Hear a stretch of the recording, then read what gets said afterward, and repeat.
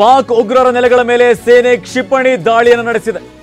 ದಾಳಿ ಬಗ್ಗೆ ಹಲವು ದೇಶಗಳಿಗೆ ಭಾರತದ ಮಾಹಿತಿಯನ್ನು ನೀಡಿದೆ. America, UK, Saudi Arabia, UAE ಇವೆಲ್ಲವೂ ಕೂಡ ಮಾಹಿತಿಯನ್ನು ನೀಡುವಂತ ಕೆಲಸವನ್ನು ಮಾಡಿದೆ.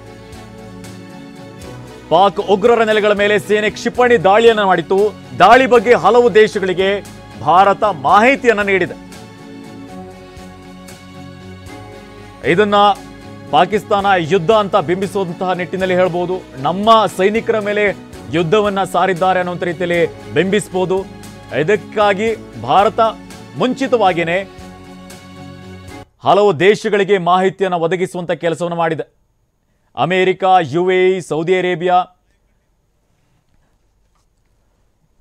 ಇನ್ನು ನಮ್ಮ ಜೊತೆ ಮಾಜಿ ಸುಬೇದಾರ್ ರಮೇಶ್ ಚೌಗ್ಲಾ ಸರ್ ಜಾಯಿನ್ ಆಗಿದ್ದಾರೆ.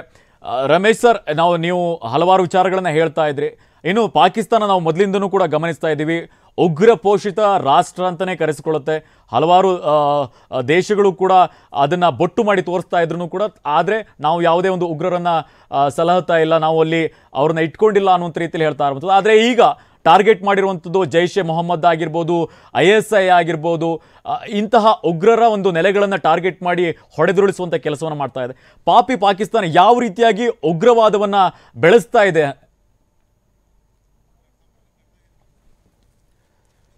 ಸಂಪರ್ಕ ಕಟ್ ಆಗಿದೆ, ಮತ್ತೆ ಅವ್ರನ್ನ ಸಂಪರ್ಕ ಮಾಡ್ತೀವಿ, ಮತ್ತಷ್ಟು ಅವರಿಂದ ಮಾಹಿತಿಯನ್ನು ಪಡೆಯುವಂಥ ಕೆಲಸವನ್ನು ಮಾಡ್ತೀವಿ.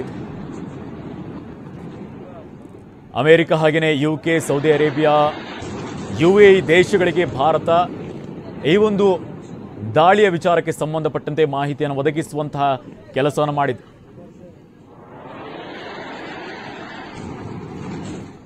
ರಮೇಶ್ ಸರ್, ನೀವು ಹಲವಾರು ವಿಚಾರಗಳ ಬಗ್ಗೆ ನೀವು ಹೇಳ್ತಾ ಇದ್ರಿ. ನಾವು ಗಮನಿಸಿದ್ದೀವಿ, ಪಾಕಿಸ್ತಾನ ಉಗ್ರ ಪೋಷಿತ ರಾಷ್ಟ್ರ, ಹಲವಾರು ಉಗ್ರ ಸಂಘಟನೆಗಳನ್ನು ಪೋಷಿಸ್ತಾ ಬೆಳೆಸ್ತಾ ಬರ್ತಾ ಇದೆ. ಬೇರೆ ಬೇರೆ ದೇಶಗಳಿಗೆ ಉಗ್ರವಾದವನ್ನು ಪಸರಿಸುವಂಥ ಕೆಲಸವನ್ನು ಮಾಡ್ತಾ ಇದೆ. ಬೇರೆ ಬೇರೆ ದೇಶಗಳಿಗೆ ಉಗ್ರವಾದಿಗಳನ್ನು ಕಳುಹಿಸಿ ಅಲ್ಲಿ ದುಷ್ಕೃತ್ಯಗಳನ್ನು ಮಾಡುವಂಥ ಕೆಲಸವನ್ನು ಮಾಡ್ತಾ ಇದೆ. ಪಾಕಿಸ್ತಾನ ಯಾವ ರೀತಿಯಾಗಿ ಈ ರೀತಿಯಾಗಿ ಒಂದು ನೆಲೆಯನ್ನು ಹೊಂದಿರುವಂಥದ್ದು, ಈ ರೀತಿಯಾಗಿ ಉಗ್ರವರನ್ನು ಪೋಷಿಸ್ತಾ ಬರ್ತಾ ಇದೆ ಮೊದಲಿಂದನೂ?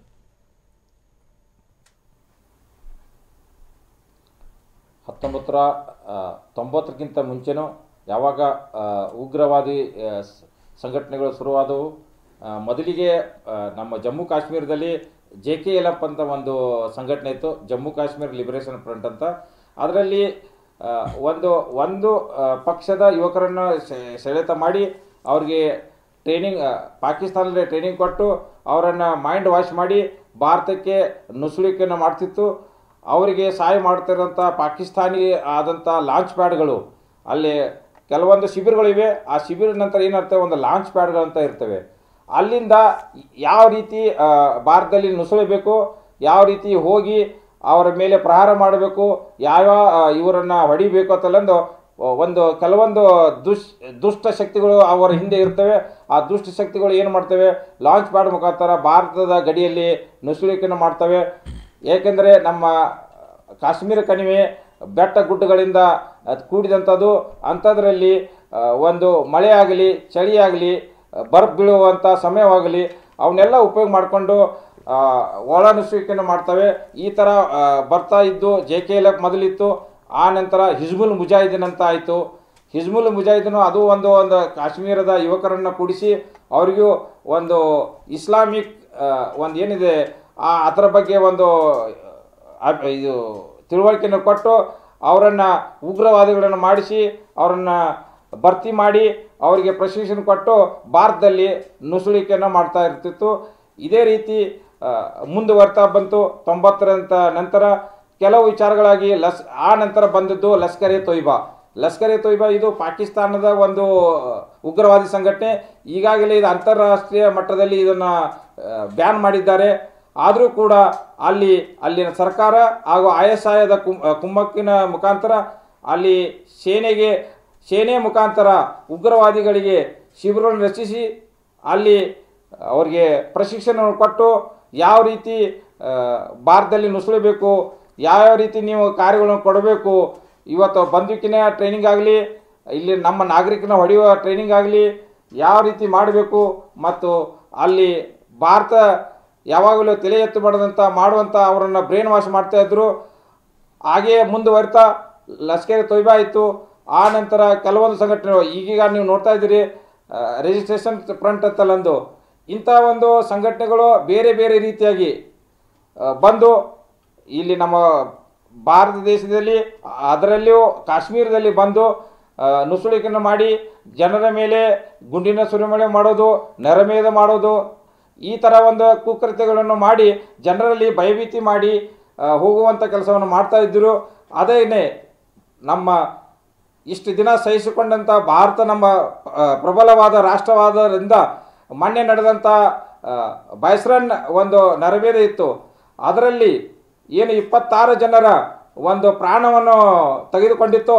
ಅದರ ಪ್ರತ್ಯುತ್ತರವಾಗಿ ಇವತ್ತಿನ ಪ್ರತಿದಾಳಿ ಉಗ್ರರ ಮಟ್ಟುಗೋಲನ್ನು ಮಾಡಿದೆ. ಒಂದು ಹೆಮ್ಮೆಯ ವಿಷಯ. ನಾವು ಸೇನೆಗೆ ಮುಂದುವರಿರಿ, ಇದೇ ರೀತಿ ದಾಳಿಯನ್ನು ಮಾಡಿ ಉಗ್ರರನ್ನು ಮುಟ್ಟುಗೋಲಿಸಬೇಕು. ಹಾಗೆ ಅದೇ ರೀತಿ ನಮ್ಮ ಸೇನೆಗೆ ನಮ್ಮ ನಾಗರಿಕರೆಲ್ಲರೂ ಒಂದು ಹುಮ್ಮಸ್ಸನ್ನು ತುಂಬಿಸಿ ಅವರಿಗೆ ಹುಮ್ಮಸ್ಸು ಕೊಡುವಂಥ ಒಂದು ಕೆಲಸವನ್ನು ಮಾಡಬೇಕು. ಅವರ ಕುಟುಂಬದವರು ಏನು ನಮ್ಮ ಹತ್ತಿರ ಇರ್ತಾರೆ ಇಲ್ಲಿ, ಅವರಿಗೂ ನಾವು ಅವ್ರ ಮನೆಗಳಿಗೆ ಹೋಗಿ ಅವರಿಗೂ ಒಂದು ಸಂತೋಷದ ಸುದ್ದಿಯನ್ನು ತಿಳಿಸ್ಕೋತಾ ಅವ್ರ ಜೊತೆಗೆ ಮಾತಾಡ್ತಾ ಅವ್ರಿಗೂ ಒಂದು ಹುಮ್ಮಸ್ಸನ್ನು ಕೊಡ್ತಾ ಇರಬೇಕು. ರಮೇಶ್ ಸರ್, ನಾವು ಗಮನಿಸಿದ್ದೀವಿ ಪಾಕಿಸ್ತಾನ ಏನು ಉಗ್ರರೇನಿದ್ದಾರೆ ಅವರು ಭಾರತದಲ್ಲಿ ಪಹಲ್ಗಾಮ್ನಲ್ಲಿ ದಾಳಿಯನ್ನು ಮಾಡಿದ್ರು, 26 ಜನರನ್ನ ಬಲಿ ಪಡೆಯುವಂಥ ಕೆಲಸವನ್ನು ಮಾಡಿದ್ರು. ಆದರೆ ಒಳಗಡೆ ಇರುವವರೇ ಹಲವರು ಅವರಿಗೆ ಸಹಾಯವನ್ನು ಮಾಡುವಂಥ ಕೆಲಸವನ್ನು ಮಾಡಿದ್ರು. ಈ ಸಂದರ್ಭದಲ್ಲಿ ಆಂತರಿಕ ಉಗ್ರರೇನಿದ್ದಾರೆ ಅವರನ್ನ ಸದೆಬಡಿಯುವಂಥ ಕೆಲಸ ಯಾವ ರೀತಿಯಾಗಿ ಆಗಬೇಕು? ಇವಾಗ ಹೊರಗಡೆ ಹೋಗಿ ಏರ್ ಸ್ಟ್ರೈಕ್ ಮಾಡಿ ಉಗ್ರರನ್ನ ಹೊಡೆದುರುಳಿಸುವಂಥ ಕೆಲಸಗಳನ್ನ ಸೇನೆ ಮಾಡ್ತಾ ಇದೆ. ಇದೇ ಸಂದರ್ಭದಲ್ಲಿ ಆಂತರಿಕ ಉಗ್ರರನ್ನು ಕೂಡ ಹೊಡೆದುರುಳಿಸುವಂಥ ಕೆಲಸವನ್ನು ಮಾಡಬೇಕಾಗುತ್ತೆ, ಅದನ್ನು ಸ್ಟಾಪ್ ಮಾಡಬೇಕಾಗುತ್ತೆ. ಈ ನಿಟ್ಟಿನಲ್ಲಿ ಯಾವ ರೀತಿಯಾಗಿ ಕ್ರಮಗಳನ್ನು ಕೈಗೊಳ್ಳಬೇಕಾಗುತ್ತೆ?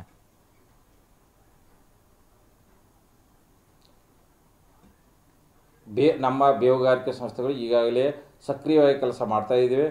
ಇದರಲ್ಲಿ ಏನಾಗುತ್ತೆ, ಆಂತರಿಕವಾಗಿ ಹೇಳಬಯಸೋಣ ಕೆಲವೊಂದು ಶಕ್ತಿಗಳು ಉಗ್ರ ಸಂಘಟನೆಗಳ ಜೊತೆಗೆ ಒಂದು ಲೋಕಲ್ ಬಾಯ್ಸ್ ಅಂತಾರೆ, OGW ಓವರ್ ಗ್ರೌಂಡ್ ವರ್ಕರ್ಸ್ ಅಂತಾರೆ, ಅವರು ಒಂದು ಡಬಲ್ ಏಜೆಂಟ್ ಕೆಲಸ ಮಾಡ್ತಿರ್ತಾರೆ.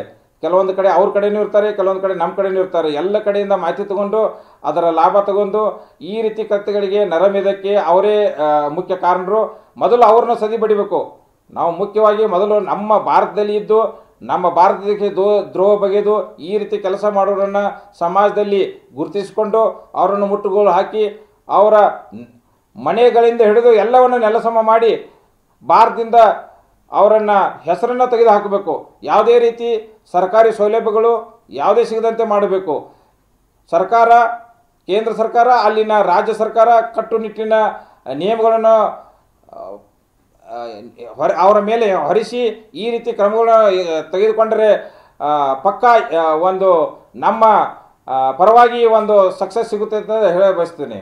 ಇನ್ನು ಇಂಟೆಲಿಜೆನ್ಸ್ ಡಿಪಾರ್ಟ್ಮೆಂಟ್ ಯಾವ ರೀತಿಯಾಗಿ ಇಲ್ಲಿ ಕೆಲಸ ಮಾಡುತ್ತೆ? ಯಾಕಂದರೆ ಕಳೆದ ಬಾರಿ ಹಲವಾರು ನಾಯಕರು ಕೂಡ ಆರೋಪವನ್ನು ಮಾಡಿದರು, ಇಂಟೆಲಿಜೆನ್ಸ್ ಲ್ಯಾಬ್ಸ್ ಅಂತ ಹೇಳ್ತಾ ಇದ್ರು. ಯಾಕಂದರೆ ಮೊದಲೇನೆ ಯಾಕೆ ಮಾಹಿತಿ ಗೊತ್ತಿರಲಿಲ್ಲ, ಅಷ್ಟು ಜನ ಉಗ್ರರು ಬಂದು ಅಷ್ಟು ಜನ ನರಮೇಧವನ್ನು ಮಾಡಿದ್ದಾರೆ, ಆದ್ರೂ ಕೂಡ ಇಲ್ಲಿ ಸೇನೆಗೆ ಗೊತ್ತಿಲ್ಲ ಅನ್ನೋಂಥ ರೀತಿಯಲ್ಲಿ ಹಲವಾರು ನಾಯಕರು ಕೂಡ ಹೇಳಿಕೆಯನ್ನು ಕೊಟ್ಟಿದ್ರು. ಯಾವ ರೀತಿಯಾಗಿ ಇಂಟೆಲಿಜೆನ್ಸ್ ಡಿಪಾರ್ಟ್ಮೆಂಟ್ ಇಲ್ಲಿ ವರ್ಕ್ ಮಾಡುತ್ತೆ, ಯಾವ ರೀತಿಯಾಗಿ ಗಡಿಯುದ್ದಕ್ಕೂ ಕೂಡ ಅವರು ಮಾಹಿತಿಯನ್ನು ಕಲೆ ಹಾಕುವಂಥ ಕೆಲಸವನ್ನು ಮಾಡ್ತಾರೆ?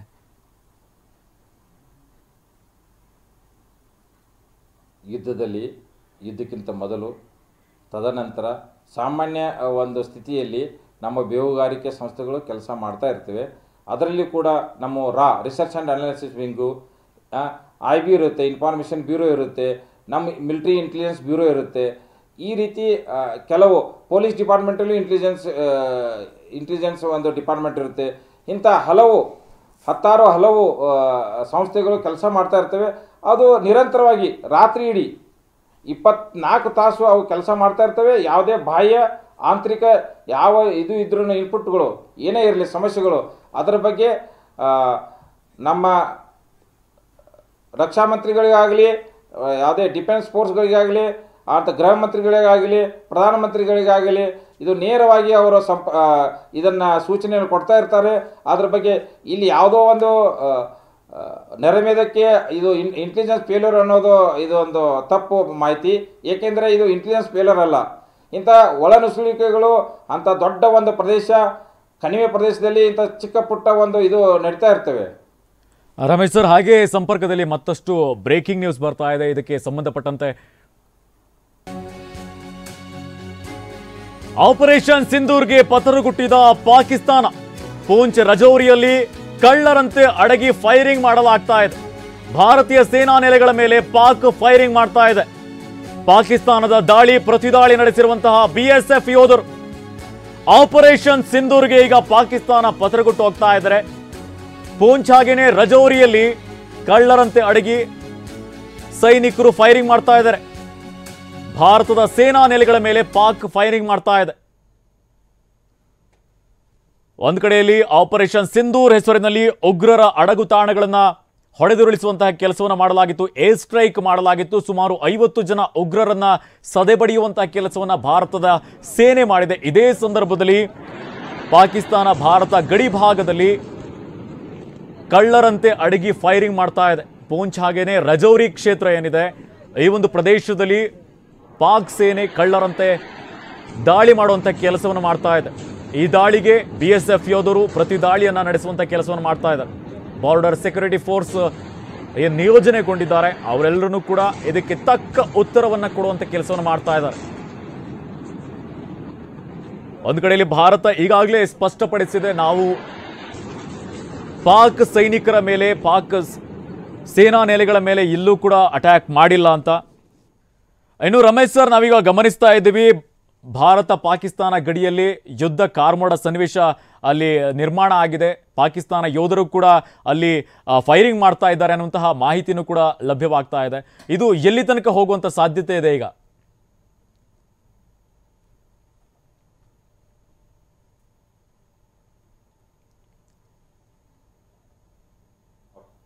ಒಂದು ನಮ್ಮ ವಾಯು ಪಡೆಯ ಒಂದು ಪ್ಲ್ಯಾನಿಂಗ್ ಮುಖಾಂತರ, ಅದರ ನಿಯೋಜನೆ ಮುಖಾಂತರ ಅದು ತನ್ನ ಕಾರ್ಯವನ್ನು ಮಾಡ್ತಾ ಇರುತ್ತೆ.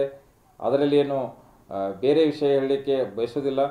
ಏಕೆಂದರೆ ಒಂದು ಕೆಲವೊಂದು ಆಂತರಿಕ ಸುರಕ್ಷೆಗಳನ್ನು ಇದು ಮಾಡಿ ಇಂಥ ವಿಷಯಗಳನ್ನು ಬಹಿರಂಗವಾಗಿ ಚರ್ಚೆ ಮಾಡಲಿಕ್ಕೆ ಸಾಧ್ಯವಾಗಿರುವುದಿಲ್ಲ. ನಾ ಹೇಳಿ ಬಯಸಿದ್ದೇನೆ ಅಂದರೆ, ಈಗ ಉಡಿ ಸೆಕ್ಟರ್ ನೋಡಿರ್ಬೋದು, ಪೂಂಚ್ ಸೆಕ್ಟರ್ ನೋಡಿರ್ಬೋದು, ನೌಸೆರಾ ಸೆಕ್ಟರ್ ನೋಡಿರ್ಬೋದು.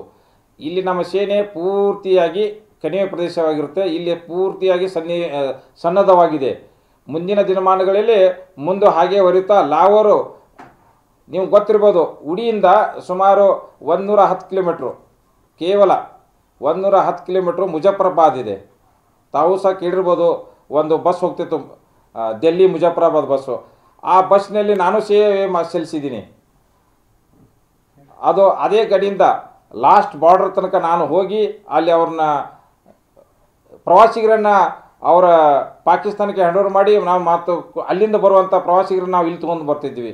ಅಂಥ ಒಂದು ಸನ್ನಿವೇಶದಲ್ಲಿ ಕೆಲವೊಂದು ಒಳ್ಳೆಯ ರೀತಿ ನಡೆಯುವಂಥ ಒಂದು ಸನ್ನಿವೇಶದಲ್ಲಿ ಒಂದು ಕುತಂತ್ರ ಷಡ್ಯಂತ್ರವನ್ನು ರೂಪಿಸುವಂಥ ಇಂಥ ನೀಚ ಕೃತ್ಯಗಳು ಎಸಗುವಂಥ ಅಲ್ಲಿ ಉಗ್ರ ಪೋಷಿತ ಸಂಘಟನೆಗಳ ಮಾಸ್ಟರ್ ಮೈಂಡ್ಗಳೇನಿದ್ದಾರಲ್ಲ, ಆ ಮಾಸ್ಟರ್ ಮೈಂಡ್ಗಳನ್ನು ಮೊದಲು ಹೊಡೆದು ಉಳಿಸಬೇಕು. ಏಕೆಂದರೆ ಎಲ್ಲಿವರೆಗೂ ಮಾಸ್ಟರ್ ಮೈಂಡು ಅವ್ರು ಏನು ಗೊತ್ತಾ, ಅವರಿಗೆ ಇಂಟರ್ನ್ಯಾಷನಲ್ ಫಂಡ್ ಬರುತ್ತೆ. ಅದರಿಂದ ಅವರಿಗೆ ಇಂಟರ್ನ್ಯಾಷನಲ್ ಫಂಡ್ ಬರುವಂಥದ್ದನ್ನು ಕಡಿವಾಣ ಹಾಕಬೇಕು. ಅವರಿಗೆ ಯಾವುದೇ ಫಂಡ್ಗಳು ಬರದಂತೆ ನೋಡ್ಕೊಳ್ಬೇಕು. ಅಲ್ಲಿ ಯಾವುದೇ ಶಿಬಿರಗಳನ್ನು ರಚಿಸಿ ಅಲ್ಲಿ ಯಾವುದೇ ಪ್ರಶಿಕ್ಷಣ ಕೊಡದಂತೆ ನೋಡಿಕೊಳ್ಳಬೇಕು. ಒಂದು ಅಂತಾರಾಷ್ಟ್ರೀಯ ಒತ್ತಡವನ್ನು ಅವರ ಮೇಲೆ ಹೇರಬೇಕು. ಎಲ್ಲ ದೇಶಗಳು ಸೇರಿ ಇಂಥ ಒಂದು ಒತ್ತಡವನ್ನು ಹೇರಿದರೆ ತನ್ನಿಂದ ತಾನೇ ಪಾಕಿಸ್ತಾನ ಇದಕ್ಕೆ ಶರಣಾಗತಿ ಹೊಂದುತ್ತದೆ. ಒಂದು ಕಡೆಯಲ್ಲಿ ನಾವು ಗಮನಿಸಿದ್ದೇವೆ, ಪಾಕಿಸ್ತಾನಕ್ಕೆ ಚೀನಾ ಆಗಿರ್ಬೋದು, ಬಾಂಗ್ಲಾದೇಶ ಆಗಿರ್ಬೋದು, ಹಲವಾರು ದೇಶಗಳು ಕೂಡ ಬೆಂಬಲವನ್ನು ಸೂಚಿಸ್ತಾ ಇರುವಂಥದ್ದು. ಇದು ಇನ್ ಕೇಸ್ ಇದು ದೊಡ್ಡ ಮಟ್ಟದಲ್ಲಿ ಯುದ್ಧ ಆದಂಥ ಸಂದರ್ಭದಲ್ಲಿ 3ನೇ ಮಹಾಯುದ್ಧಕ್ಕೂ ಒಂದು ನಾಂದಿ ಹಾಡು ಕೊಡುತ್ತಾ ಅನ್ನುವಂತಹ ಪ್ರಶ್ನೆಗಳು ಕೂಡ ಎದ್ದಿರುವಂಥದ್ದು. ಇನ್ ಕೇಸ್ ಆ ಥರ ಸಿಚುವೇಶನ್ ಆಗುತ್ತೆ ಹೇಗೆ? ಇದು ಕೇವಲ ನಮ್ಮದು ಯಾವುದೇ ಒಂದು ದೇಶದ ಪ್ರತೀಕಾರವಾಗಿ ದಾಳಿ ಅಲ್ಲ. ಕೇವಲ ನಮ್ಮ ಉದ್ದೇಶ, ಭಾರತದ ಉದ್ದೇಶ ಏನೆಂದರೆ ಕೇವಲ ಉಗ್ರವಾದಿ ಶಿಬಿರಗಳನ್ನು ಮತ್ತು ಉಗ್ರವಾದಿಗಳಿಗೆ ಬೆಂಬಲ ಕೊಡುವಂಥ ಶಕ್ತಿಗಳನ್ನು ಹೊರಡಿಸಲಿಕ್ಕೆ ಈ ಒಂದು ಪ್ರತಿದಾಳಿ ನಡೀತಾ ಇದೆ. ಇದು ಯಾವುದೇ ಒಂದು ಅಂತಾರಾಷ್ಟ್ರೀಯ ಒತ್ತಡಕ್ಕೆ ಮತ್ತು 3ನೇ ಮಹಾಯುದ್ಧಕ್ಕೆ ಅಂತ ನಾಂದಿ ಆಡುವಂಥ ಏನೋ ಒಂದು ಸನ್ನಿವೇಶ ಅಲ್ಲ. ಇದು ಕೇವಲ ಒಂದು ಸಣ್ಣ ಪುಟ್ಟ ಸನ್ನಿವೇಶ. ಇದು ಒಂದು ಉಗ್ರವಾದಿಗಳ ಸಂಘಟನೆಯನ್ನು ಮುಟ್ಟುಗೋಲು ಹಾಕಲಿಕ್ಕೆ ನಡೆಸಿದಂಥ ಕಾರ್ಯಾಚರಣೆ. ಇದೇ ರೀತಿ ಇನ್ನು ಮುಂದೆನೂ ನಡೀತಾ ಇದ್ದು ಸಂಪೂರ್ಣವಾಗಿ ನಮ್ಮ ಸೇನೆ ಉಗ್ರರನ್ನ ಮುಟ್ಟುಗೋಲು ಹಾಕುತ್ತದೆ ಅಂತಂದ ನನಗೂ ಭರವಸೆ ಇದೆ, ನಮ್ಮ ಭಾರತೀಯರಿಗೂ ಭರವಸೆ ಇದೆ. Okay, thank you Ramesh sir, ತಮ್ಮೆಲ್ಲ ಮಾಹಿತಿಗಾಗಿ ನಮ್ಮ ಜೊತೆ ಮಾತನಾಡಿದ್ದಕ್ಕಾಗಿ. ಹಲವಾರು ವಿಚಾರಗಳನ್ನು ರಮೇಶ್ ಚೌಗ್ಲಾ ಸರ್ ನಮ್ಮ ಜೊತೆ ಹಂಚಿಕೊಂಡಿದ್ದಾರೆ. ಭಾರತೀಯ ಸೇನೆ ಯಾವ ರೀತಿಯಾಗಿ ಕಾರ್ಯಾಚರಣೆಯನ್ನು ನಡೆಸುತ್ತೆ, ಯಾವ ರೀತಿಯಾಗಿ ಬಾರ್ಡರ್ ಸೆಕ್ಯೂರಿಟಿ ಫೋರ್ಸ್ ಅಲ್ಲಿ ಕಾರ್ಯನಿರ್ವಹಿಸ್ತಾರೆ, ಹಾಗೆಯೇ ಇಂಟೆಲಿಜೆನ್ಸ್ ಬ್ಯೂರೋ ಏನಿದೆ ಇದು ಯಾವ ರೀತಿಯಾಗಿ ಒಂದು ಕಾರ್ಯನಿರ್ವಹಿಸುತ್ತೆ, ಇದೆಲ್ಲದರ ಬಗ್ಗೆಯೂ ಕೂಡ ಮಾಹಿತಿಯನ್ನು ನೀಡುವಂಥ ಕೆಲಸವನ್ನು ಮಾಡಿರುವಂಥದ್ದು. ಇದು ನಾವು ದೃಶ್ಯಾವಳಿಯಲ್ಲಿ ಗಮನಿಸ್ತಾ ಇದ್ದೀವಿ. ಪಾಕಿಸ್ತಾನದ ಭಯೋತ್ಪಾದಕರ ನೆಲೆಗಳ ಮೇಲೆ ಭಾರತದ ಏರ್ ಸ್ಟ್ರೈಕ್ನ ದೃಶ್ಯ. ಇದರಲ್ಲಿ ಸುಮಾರು 50 ಜನ ಉಗ್ರರು ಬಲಿಯಾಗಿದ್ದಾರೆ ಅನ್ನುವಂತಹ ಮಾಹಿತಿಗಳು ಲಭ್ಯವಾಗ್ತಾ ಇದೆ. ಇನ್ನಷ್ಟು ಉಗ್ರರು ಬಲಿಯಾಗಿರುವಂತಹ ಸಾಧ್ಯತೆ ಇದೆ. 9 ಸ್ಥಳಗಳನ್ನು ಗುರಿಯಾಗಿಸಿಕೊಂಡು ಭಾರತ ದಾಳಿಯನ್ನು ನಡೆಸಿತು, ಏರ್ ಸ್ಟ್ರೈಕನ್ನು ನಡೆಸಿತು. ಇನ್ನೊಂದು ಕಡೆಯಲ್ಲಿ ನಾವು ಗಡಿಯಲ್ಲೂ ಕೂಡ ಗಮನಿಸ್ತಾ ಇದ್ದೀವಿ. ಈಗ ಈ ಒಂದು ಏರ್ ಸ್ಟ್ರೈಕ್ ಆದ ನಂತರದಲ್ಲಿ ಗಡಿಯಲ್ಲೂ ಕೂಡ ಉದ್ವಿಗ್ನ ಪರಿಸ್ಥಿತಿ ನಿರ್ಮಾಣವಾಗಿದೆ. ಅಲ್ಲಲ್ಲಿ ದಾಳಿಗಳಾಗ್ತಾ ಇದೆ. ಈ ಪೂಂಚ್ ಹಾಗೆಯೇ ರಜೌರಿ ಸೆಕ್ಟರ್ನಲ್ಲೂ ಕೂಡ ಪಾಕಿಸ್ತಾನ ಸೈನಿಕರು ದಾಳಿಯನ್ನು ನಡೆಸ್ತಾ ಇದ್ದಾರೆ ಅನ್ನುವಂತಹ ಮಾಹಿತಿನೂ ಕೂಡ ಲಭ್ಯವಾಗ್ತಾ ಇದೆ. ಆಪರೇಷನ್ ಸಿಂಧೂರ ಆರಂಭಿಸಿರುವಂತಹ ಭಾರತೀಯ ಸೇನೆ ದಿಟ್ಟ ಹೆಜ್ಜೆಯನ್ನು ಇಟ್ಟಿರುವಂಥದ್ದು. ಪಹಲ್ಗಾಮ್ನಲ್ಲಿ ವಾರದ ಹಿಂದೆನೋ ಇತ್ತೀಚೆಗಷ್ಟೇ ಮದುವೆ ಆದಂತಹ ವಿವಾಹಿತರು ಅಲ್ಲಿ ಬಂದಿದ್ರು, ಪ್ರವಾಸಿ ತಾಣಗಳನ್ನು ಸುತ್ತೋದಕ್ಕೆ ಬಂದಿದ್ರು. ಇದೇ ಸಂದರ್ಭದಲ್ಲಿ ಅವರ ಮಾಂಗಲ್ಯವನ್ನು ಕಿತ್ತುಕೊಳ್ಳುವಂಥ ಕೆಲಸವನ್ನು ಮಾಡಿದರು, ಸಿಂಧೂರವನ್ನು ಅಳಿಸುವಂಥ ಕೆಲಸವನ್ನು ಮಾಡಿದರು. ಅದಕ್ಕೆ ಪ್ರತೀಕಾರವಾಗಿ ಆಪರೇಷನ್ ಸಿಂಧೂರ್ ಹೆಸರಿನಲ್ಲಿ ಏರ್ ಸ್ಟ್ರೈಕ್ ಅನ್ನು ಮಾಡಲಾಗಿದೆ.